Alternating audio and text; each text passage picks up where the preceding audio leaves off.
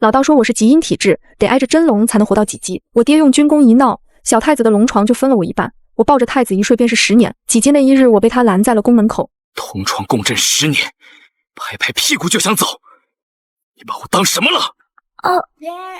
贝贝，战功赫赫的镇国将军人到中年才得了一女，全家把他当眼珠子疼。这女娃是极阴体质，将军府煞气又重，可怜她夜夜被阿飘惊吓，熬到6岁魂给吓飞了，我就这么穿了过来。几级前呐，非得挨着真龙才能守住魂魄。真龙，爹，那不就只剩造反这条路了？逆子，给老子站住！夫君，要不你去求求陛下，认咱芝芝当个义女，让芝芝跟在陛下身边。白天好说，夜里咋办？陛下正当年，夜里不得找个妃嫔啥的，总不能让她带着芝芝睡吧？那咱芝芝可怎么办啊？真就只剩造反一条路了。皇帝的儿子也行吧。我爹猛地一拍大腿，总算灵光了一回。我娘又喜又忧，这陛下能答应吗？不答应我就去闹。说完一把抱起我，风风火火就往宫里头冲。你要朕的太子给你闺女暖被窝！御书房里，皇帝眼珠子都快瞪出来了。朕没用了，就知道在战场上杀敌，到头来害惨了唯一的闺女啊！你就一个闺女，这可也就一个嫡子呢。啥？太子不是排行老4吗？前头仨不是您的种？朕说的是嫡子。嗨，那不还有仨儿子吗？借臣一个用用呗。皇帝满脸的不乐意，眼瞅着皇帝眉毛竖起来了，这是要炸！我哧溜从我爹胳膊底下钻出来，偷偷摸摸爬到了龙椅边上，伸出小爪子揪住皇帝龙袍一角，使劲挤出2泡泪。皇帝婆婆，芝芝睡觉可乖了，芝芝就缩在太子哥哥脚边，丢地方就好，绝对不吵他。我声音越来越小，可怜巴巴皇帝被我这么一求，气消了大半，低头仔细瞅我。你叫沈芝芝，长得倒不像你爹。这莽夫这模样嘛，跟太子还挺配，就让芝芝住宫里，对外说是养在太后跟前。沈月老苦功高，朕也不忍心看你白发人送黑发人。我爹娘生怕皇帝反悔，连夜把我打包塞进了东宫，连丫鬟仙儿也一块烧上了。东宫的大太监张德全揣着圣旨，早就在殿门口候着了。这位就是沈姑娘吧？真是浴血可爱的小主子哟！您往后就把这儿当家，有事儿您尽管吩咐奴才。殿下这会儿还在上晚课呢，小主子您先歇歇，殿下估摸着一会儿就回。好的，多谢公公。哇，太子请殿也太气派了，赞！手感滑溜，还有不好闻的木头香，就是有点落得晃。婉儿，快把我那软乎乎的床垫子铺上。是，小主。还有，天快黑了，把灯都给我点起来，一盏不许少。遵命。仙儿手脚麻利的布置好，等我洗漱完，立马一咕噜钻进被窝，裹得严严实实，开始等阿飘上班。别人穿越是宫斗升职记，我穿越是阿飘历险记。不知道东宫的阿飘跟将军府的老邻居有啥不一样？天越黑，那些影子就越清楚。老天爷，这东宫也不干净啊！梁上吊有黑影，门口地上趴着半截黑影，书案底下好像还有什么东西在窸窸窣窣串，我这小心脏扑通扑通都快跳出来了。仙儿见我脸色煞白，赶紧过来搂住我。您是不是又看见那些东西了？眼见着那书案底下的脏东西突然飞了出来，我吓得闭上眼睛。就在这时，一道清朗的少年音传了进来：姑的寝殿里怎会像是有人？太子回来了！守在门口的张公公赶紧压低声音跟他汇报：知晓了，你们退下吧，此事切勿外传。果然如传闻所说，少年老成。怪的是他的声音一起，店里那些张牙舞爪的阿飘瞬间就定住了。门被推开，他走了进来，和好一个俊俏的小郎君，难怪能让颜控皇帝当眼珠子疼。他目光扫到床上裹成蚕蛹抖成筛糠的我，眉头一皱，脸色沉了下来，显然对我这个入侵者有些不爽。仙儿吓得赶紧溜了出去。太子哥哥，您是想睡里头还是睡外头呀？姑睡外面。我麻溜的在床最里边躺平，装得无比乖巧。太子转身进了净室洗漱，他人一走，那些阿飘就跟解冻了似的，又活泛起来。感情是欺软怕硬，专挑我这个软柿子捏。我又气又怕，心里疯狂呐喊：小太子，你快点洗啊！等他好不容易出来，阿飘那影子都快勾到我头发丝了。我眼泪汪汪的望向他，那一刻只觉得他浑身散发着温暖又圣洁的光芒，简直就是我的阿贝贝。小太子吹熄了最后一盏灯，轻手轻脚的爬上了床。黑暗中，他的声音贴着耳边响起：你叫芝芝？太子哥哥，你呢？我叫萧晨。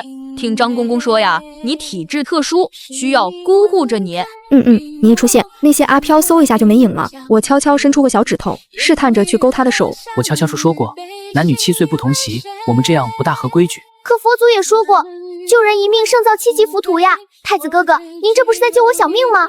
我赶紧搬出大道理。他想了想，我没有妹妹，以后你便是我妹妹了，哥会护着你。萧晨像是下定决心，郑重的承诺，然后握住了我的手。睡吧，芝芝。哇，小太子该不会是个妹控吧？这一夜再没恶鬼跑进梦里捣乱，握着我的阿贝贝，我睡得那叫一个香甜。打那以后，我跟萧晨便开始了鸡飞狗跳的同居生活。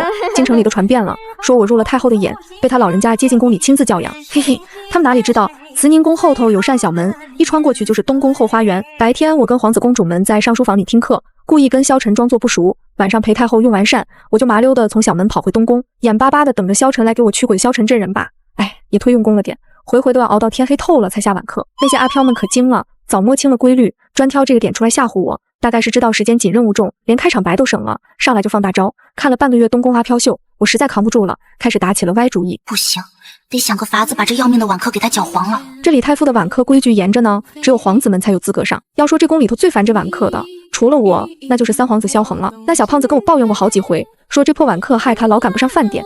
害我用一只叫花鸡轻轻松松就把他拉成了同盟。当晚李太傅下旨的路上，就撞见了一胖一矮两只小鬼。我充分借鉴了东宫那些阿飘的看家本事，直接把李太傅吓得撅了过去。糟糕，玩脱了！我哆哆嗦嗦的捅了捅萧恒。怎么办啊？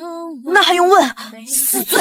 萧恒答的那叫一个干脆。于是当晚太医院里又风风火火闯进来两只嚎着救命的小鬼，李太傅是就回来了。可怜太医院的老院正差点又被我们吓撅过去。这么一闹腾，我2辈子加起来头一回被请了家长。皇上开口就告状，就为这破事儿，我爹当时就懵了，他还以为是边境又闹什么大乱子呢，急得连袜子都只套了一只就跑来了。要说脸皮厚，还得是我爹，他瞅了瞅太子，居然深深做了个揖。太子殿下，老臣这不成器的闺女，以后就拜托殿下管教了。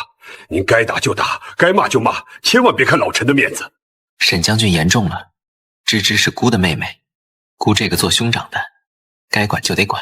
看着萧瑾那副绝世好哥哥的认真样，我心里正偷着乐呢。结果乐极生悲，我那只白嫩嫩肉乎乎的小左手当场就被萧瑾拽过去，啪啪啪10打10挨了10下板子，刺疼的我直抽泣，手心火烧火燎的。我还问他为啥只打左手，因为右手得留着法草书啊。说好的妹控呢？就这，我跑到慈宁宫，一头趴在太后膝头，哭唧唧的告状，还特意把肿得像馒头似的左手举到他老人家眼前。您快瞧瞧，太子哥哥把滋滋的手都打肿了。哎呦喂，这小陈下手怎么没个轻重哟？心肝都给他打红了。他还罚我抄50遍宫规呢，这也忒多了吧？哎，这如今是太子他拿的主意，哀家也不好硬驳了他的面子呀。别看萧瑾年纪不大，那太子的架子可是实打实的，他要罚我，连太后老祖宗都拦不住。我憋着一肚子气，一边吸溜着鼻涕，一边咬牙切齿的继续跟那堆宫规较劲，心里头早把萧晨祖宗18代都问候了个遍。我这头正抄的面目狰狞呢，小胖子萧雨贼头贼脑的溜了进来。萧雨一脸我有罪的表情，凑过来就拉我的伤爪，还特殷勤的把小嘴凑上去。呼呼吱吱，别不理我呀！我正气不打一处来呢，狠狠扭过头去，谁都不想搭理。那天的事我本来都一个人扛了，父皇把我都打开花了，谁知道四弟愣是把这事儿给查了个底朝天，把你又给扯了进来。我一听说你也受了罚，立马就拖着伤赶过来了。萧雨神秘兮兮的从袖子里掏出一罐药膏，挖了一大坨就往我手上抹。这是我擦了一半的药，你试试，可灵了。凉丝丝的，好像是舒服了点。手上的凉意让我脸色稍微好看了那么一丢丢，心想这小胖子关键时刻还算够意思，不像那个口是心非的萧瑾。等等，我突然反应过来，你拿你擦屁屁的药给我擦手！我瞬间炸毛，提起脚就朝他踹过去。轻点，我屁屁还疼着呢。小胖子惨叫一声，嗖的一下像颗肉弹似的弹射出去，气得我拔腿就追。他在前头跑得屁滚尿流，我在后头追得杀气腾腾。追着追着，小胖子七拐八绕没影了，我气喘吁吁的停下。这地方怎么这么瘆得慌，阴森森的，该不会是冷宫？脚下不知道绊了个什么东西，扑通一下，我直挺挺栽进了一口枯井里。救命啊！来人！我这不是送货上门，直接掉进阿飘的狼窝里了吗？我抬头一看，老天爷，井口被一圈脑袋围得满满当当。小丫头是我先筹建的，都别跟我抢！谁说的？见者有份！别吵了，让开让我看看！滑到一边去，是我先发现的。你说你先就你先啊！别就这么看不见，看不见，啥都没有。我赶紧把头一埋，闭紧眼，假装啥也瞅不见，心里头把那个天杀的萧雨从上到下骂了个遍。骂着骂着，眼泪就止不住的往下掉。我这一哭可好，那些阿飘跟打了鸡血似的，更来劲了。脚底板下，不知哪只缺德的阿飘竟然伸出手抓我脚。救命啊！谁能把我从这鬼地方拉出去？我认他当一辈子大哥，当祖宗啊！芝芝，是你吗？等等，这声音是不是小太子？我赶紧掏了掏耳朵，生怕是自己吓出幻觉了。救命！我在这井里！救命！眨眼功夫，萧瑾就到了井边上。萧瑾一露面，刚才还嚣张的不行的阿飘刷一下全没影了。哇，真龙就是不一样，这威力不服不行。死里逃生的我，整个人软绵绵的瘫在萧瑾怀里。你怎么才来啊？吓死我了！有好多鬼，他们围着我。乖，不怕不怕，哥哥在呢。他们不光吓唬我，还伸手抓我脚，恶心死了。他怀里暖烘烘的，我抽泣的声音慢慢小了下去，彻底昏睡过去。打那回井底惊魂之后，我跟小太子的兄妹情有了质的飞跃。萧瑾像是突然被点亮了妹控技能，把我给宠上了天。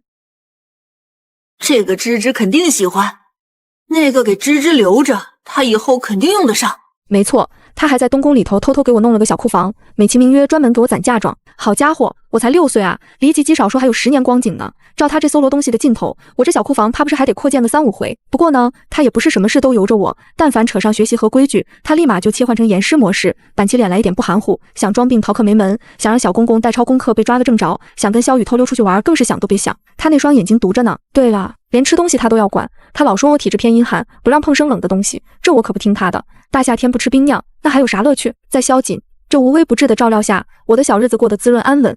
就算后来皇帝伯伯又给他添了几个妹妹，可我在他心中的地位任谁也越不过去。终于在我那宝贝小库房经历了第3次扩建工程之后，嘿，本姑娘长大成人了。那天夜里，突然小腹一阵钻心的绞痛，紧接着就感觉一股热流涌了出来。凭着上辈子的经验，我立马就明白是咋回事了。可怎么会疼成这样啊？我整个人瞬间蜷缩成一团冷汗，唰的一下就冒了出来。世芝，你还好吗？别怕，我这就让张公公去叫太医。不能叫太医，太医要是知道我睡在东宫，那还得了。可是你流血了。我骚的把脸埋进被子里。那个是来癸水了。萧瑾一听，整个人都僵住了，那张俊脸疼一下红到耳朵根，比我还尴尬。我去找婉儿，你等着。等会儿帮我收拾干净，重新躺下。外头的天都蒙蒙亮了。从明儿起，一口冰的都不许碰了，听见没？再馋也不行。皇祖母那儿，我得亲自去打个招呼，省得他老人家心一软。还是得让太医瞧瞧，怎么会疼得这么厉害？定是之前贪凉伤了根本。也不知道是他掌心圆圆不断传来的暖意缓解了疼痛，还是他那絮絮叨叨的声音实在太有催眠效果。我意识渐渐模糊。芝芝是真的长大了。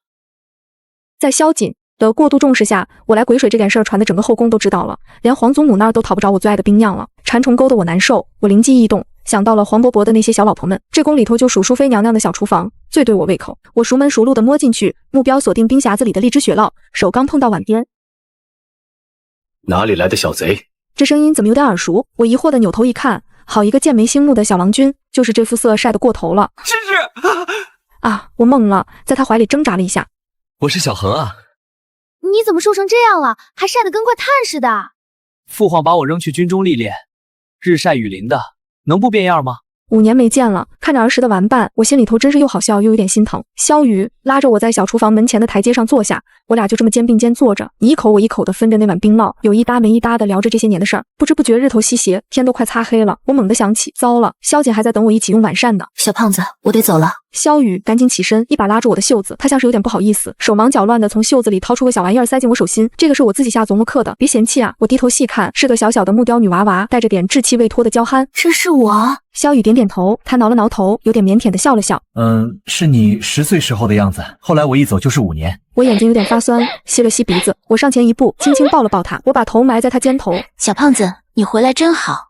回到东宫时，天已经黑透了。自从上次在冷宫差点出事，萧瑾就再没让我在天黑后落过班。我轻手轻脚的迈进寝殿，一眼就瞧见萧瑾端坐在案桌前，桌上的晚膳纹丝未动，看着都凉透了。我赶紧凑过去，你怎么不先吃呀？习惯性的扯住他的袖子晃了晃，想撒个娇萌混过关，手腕却猛地被他攥住，力道不小。知雨去了哪里？御花园里那只狸猫下崽了，我瞧着可爱，兜着兜着就忘了时辰。我哪敢提偷吃冰酪的事儿，随口扯了个谎。知雨什么时候学会说谎了？萧瑾的声音陡然冷了下来，我心里咯噔一下，吓得缩了缩脖子。不就是偷吃了小半碗冰吗？至于这么大火气？我懵了。小雨回来了，知雨这些年可有想他？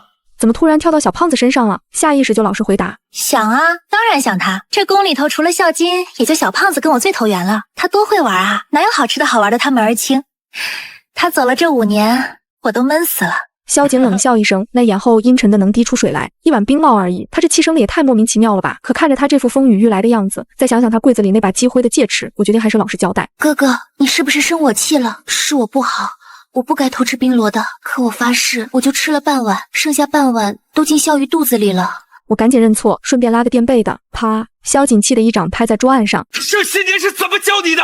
你如今是大姑娘了，与外男应当避嫌。你倒好，不仅跟他同用一碗食，还抱了他不止一次。你是存心想气死姑吗？我被他吼得有点委屈，小声嘟囔：小胖子也不算外男吧，我一直把他当哥哥的。他算你哪门子的哥哥？这宫里头只有姑才配做你的哥哥。当哥哥还带垄断的，小胖子怎么就不配了？算了算了，你是太子，你说了算。我识相的垂下脑袋，摆出一副我错了我悔过的乖巧模样，肚子也特别配合的咕噜叫了一声。萧瑾盯着我看了半晌，那骇人的气势终于缓了缓，他深吸一口气，扬声吩咐给芝芝重新上几道热菜，他自己却皱着眉，拿起筷子就着那几盘冷掉的菜慢条斯理的吃了起来。我刚夹了一筷子热腾腾的菜塞进嘴里，还没嚼2下，萧瑾突然开口：知雨，再没有别的事瞒着哥哥了吧？我吓得差点噎住，赶紧胡乱把嘴里的东西咽下去。没了，绝对没了。哎，其实吧，还真有一件，那就是自打来了癸水，我好像就再也看不见那些阿飘了。我明白自己确实没理由继续赖在东宫了，可是有件事儿吧，实在有点难以启齿，那就是我睡觉的时候非得勾着萧瑾的小手指不可，不勾着那玩意翻来覆去，死活睡不着。自从发现再也看不见那些东西之后，我其实偷偷试过半夜里小心翼翼的把手从他那抽回来，自个儿缩到床角裹紧小被子，结果呢，撑不过一盏茶的功夫，心里就跟有几百只蚂蚁在爬似的，浑身不得劲儿，最后还不是得蹭回去，非得把那根熟悉的小手指勾回来，鼻尖嗅着他身上那股让人安心的沉水香，这才能踏踏实实的睡过去。难道这就是传说中阿贝贝的魔力？一想到搬出东宫后可能要睁眼到天亮的悲惨前景，我这心里就愁得直打鼓。算了算了，能拖一天是一天，日子过得飞快，转眼就到了我及笄的前几日。这天宫里接连炸了2颗响雷，第一颗是在慈宁宫，我偷偷听见太后和心腹嬷嬷的私房话。奴婢瞧着知雨姑娘就极好身份登对，跟太子又是青梅竹马的情分，哀家也疼芝芝。唉，前些年成人的孩子，一口咬定只拿她当亲妹子养，还千叮咛万嘱咐，让哀家务必守着他俩同他这些年的事儿，说是怕坏了芝芝的清誉。猛的脑子像被重锤砸了一下，萧瑾要选太子妃了，那我这亲妹子确实该识相点了，麻溜的滚蛋了，心里头正酸涩涩的翻江倒海呢。第2颗雷紧跟着就劈了下来，萧雨那个莽夫居然直接冲到御书房跟黄伯伯求旨要娶我，也不知道黄伯伯应没应，只听说萧雨刚出御书房就被萧瑾黑着脸拖去了演武场，好家伙，打的那叫一个天昏地暗。萧瑾日日苦练身手我是见识过，萧雨在军营里摸爬滚打5年，也不是纸糊的老虎，听说最后2人都挂了彩，衣服都扯破了才被工人硬生生拉开。那天夜里东宫的气氛压抑得很，我板着脸给萧晨嘴角的淤青上药，他也绷着下颌线一言不发。他突然开口，带着点试探：知雨，你想嫁给萧雨吗？我脑子里立刻闪过太后那句只当妹妹养一股邪火，直冲天灵盖响，也没想就呛了回去。嫁怎么不嫁？妹妹变嫂子辈分还高了呢。你再说一遍！萧瑾猛地攥住我的手腕，力道大得吓人。说就说，我也豁出去了，只许你选妃纳妾，就不许我嫁人了。你不是早早就给我背下满屋子嫁妆了吗？怎么现在后悔了？萧瑾的脸色瞬间煞白，他死死盯着我半晌，他忽然亲身凑到我耳边：你夜里不是还得靠姑的龙气护着吗？怎么驾驭旁人？怎么驾驭旁人？早就不用了，自打来了癸水，我就看不见那些东西了。话一出口我就后悔了，萧瑾整个人都僵住了，下一秒我被他猛地拽进怀里，他的唇几乎贴着我耳根，带着一种令人心悸的威胁。与我同床共枕这些年，你说要是让萧恒知道了，他会不会很伤心？我又惊又怒，拼命捶打他的胸膛。你卑鄙，你威胁我！我又羞又气又委屈，眼泪瞬间决堤噼里啪啦往下砸。萧瑾显然也感觉到了那尴尬的异样，身体明显一僵，却还强装镇定，伸手想给我擦眼泪。别哭，别碰我！他非但没退开，反而收紧了手臂，索性破罐子破摔，那声音带着典雅，还有几分无赖。这个一时半会儿恐怕拿不走。我俩就这么大眼瞪小眼，僵持了整整1宿，天边都泛起鱼肚白了，愣是没合一下眼。最后还是萧瑾先绷不住了。萧恒那小子不是你的良配，旁的是姑都能依你，唯有这件你得听哥哥的。昨日是哥哥不好，话说重了，你乖乖的等我下朝回来，再好好给你赔罪，成吗？我扯了扯嘴角，勉强挤出一个笑，心里头却是有了主意。这东宫是一刻也待不得了，看萧瑾昨晚那架势，那眼神，哪里还像看妹妹？再说了，皇帝2个儿子为了我大打出手，闹得满宫皆知，这要是传到黄伯伯耳朵里，我这小脖子还够不够他砍的？趁着萧瑾去上朝的功夫，我立刻招呼娃主仆俩手脚麻利的卷了2个小包袱，一路小跑着就往宫门口冲。这些年我也没少回家省亲，都是天黑前便回了。宫门口的侍卫都熟脸了，他们例行公事的瞥了眼我的令牌，也没多问，痛快的放行了。我一只脚刚踏出宫门槛，手腕猛地一紧，一股大力硬生生把我拽了回去。我吓得惊叫一声，回头一看，小金，他怎么在这儿？不是该在朝堂上吗？他脸色铁青，那双眼睛死死盯着我。沈芝芝，你这是要去哪儿？我被他看得头皮发麻，强撑着回答：回家。谁允许你走的？我搬出圣旨当挡箭牌。黄伯伯当初的口允，允我在东宫住到及笄，我明天就及笄了。这话像根针狠狠扎了萧瑾一下，他眼里是满满的受伤，看得我心间一颤。回家。沈知雨，你我同床共枕10年，你就这么拍拍屁股想走？你把我萧瑾当什么了？我一夜没睡，又惊又怕。这会儿头晕眼花，只想快点逃离这让人窒息的地方，被他这么一逼问，脑子一抽，那句藏在心底的大实话不过脑子就吐露出来了。贝贝。回到将军府的小日子，那叫一个舒坦，爹娘恨不得把我当菩萨供起来，好吃的好玩的好看的，跟不要钱似的，往我屋里堆。爹爹和哥哥还特意告了假，寸步不离的守着我，说是要把这些年欠我的疼爱都补上。他们卯着这股劲，足足宠了我大半个月，结果愣是把我宠得面如菜色。妹妹，你这眼圈怎么乌青乌青的，跟被人揍了2拳似的？我憋了这么久，再也忍不住了，哇的一声扑进他怀里，嚎啕大哭。哥，你妹妹我整宿的睡不着觉啊！不是说吉吉以后就没事了吗？那脏东西是看不见了。可我非得勾着太子那根小手指头才睡得着啊！离了他，我浑身难受。我越哭越伤心，把爹娘都惊动了。我娘倒是挺淡定，一边拍着我的背安抚，一边指挥若定。不就是睡不着吗？娘有经验，婉儿，快去炖碗安神汤来，要浓浓的，再把那上好的安神香点上。是，夫人。结果呢，我捏着鼻子灌下去一大碗苦得要命的安神汤，闻了半宿能把人熏晕的安神香，黑了是一点睡意没有，光剩下跑茅房的尿意了。熬到后半夜，爹娘和哥哥都撑不住，眼皮子直打架，就我精神抖擞的能出去跑马。这下全家可彻底慌了神，连夜把城里最有名的老大夫从被窝里薅了起来。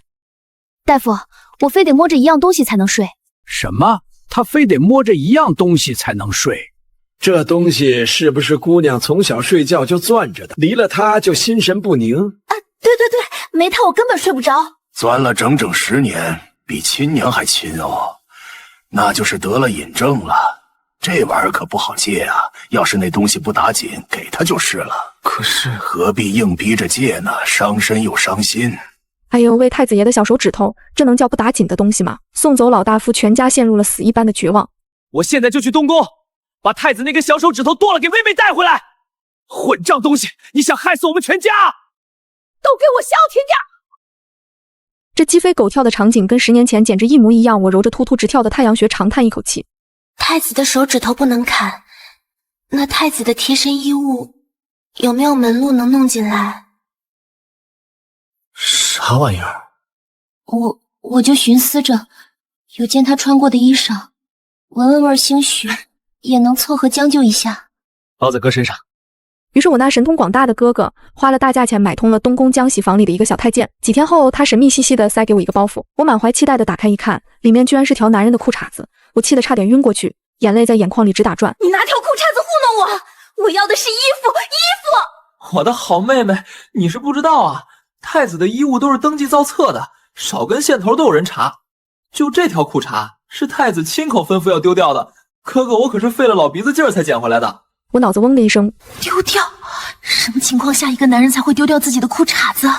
这念头一起，我更是羞愤欲死，恨不得找个地缝钻进去。我的亲妹妹，你看看你现在这个鬼样子，管他是啥，能睡着就是好东西，将就一下，将就一下啊！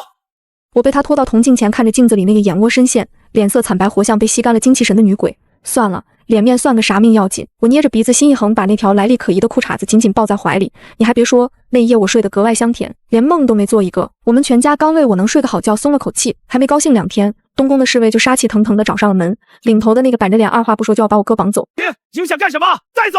那个贪财的小太监拿着我哥给他赏钱去赌，被改了个正着，窥伺储君。这罪名扣下来，我哥的腿不得被打折。慢着，这事儿全是我一个人的主意，带我去见太子。掀开帘子，霍萧瑾这厮正老神在在的坐在里头。好家伙，哥这给我演请君入瓮呢。我深吸一口气，强装镇定。萧瑾，事情是我干的，别为难我哥。那你倒是说说，你干了什么？偷他的裤衩子这种话，让我一个姑娘家怎么说得出口？萧瑾他分明是故意的，存心要看我出丑。我又羞又恼，牙齿嘶嘶咬着下唇，倔强的偏过头，就是不吭声。芝芝，你是不是离了我就睡不着？你怎么知道的？我一直让人守在你府外，你们府上大半夜鸡飞狗跳的找大夫，动静那么大。你骗人，监视我，为什么？萧瑾没说话，只是低下头，温热的唇轻轻印上我的脸颊，吻去那颗滚烫的泪珠。那吻渐渐变了意味，一路流连，最终霸道地附上我的唇。熟悉的带着淡淡沉水香的气息瞬间将我包裹，这味道像是最灵验的安神药，瞬间抚平了我这半个多月来所有的不安和焦躁，几乎是本能的。我的手悄悄摸索过去，精准地勾住了他微凉的小手指，指尖相触的那一刻，我的阿贝贝可算回来了。我那颗悬着的心终于咚的一声落回了实处，心底有个小人在欢呼雀跃。我与萧瑾的大婚前一晚，将军府里灯火通明，萧雨这傻小子竟然红着眼眶闯了进来。知雨，我不能让你嫁给他。萧雨，你怎么闯进来了？我不能眼睁睁看着你离开我。他整个人蔫头耷脑的，活像只被主人遗弃的大狗。芝芝，你不是最爱无拘无束吗？跟我去封地好不好？天高皇帝远，你想怎么玩就怎么玩。我保证天天变着花样陪你打马球、游猎、逛市集，你想玩什么都行。我们还可以生好多好多孩子，热闹热闹的一起玩。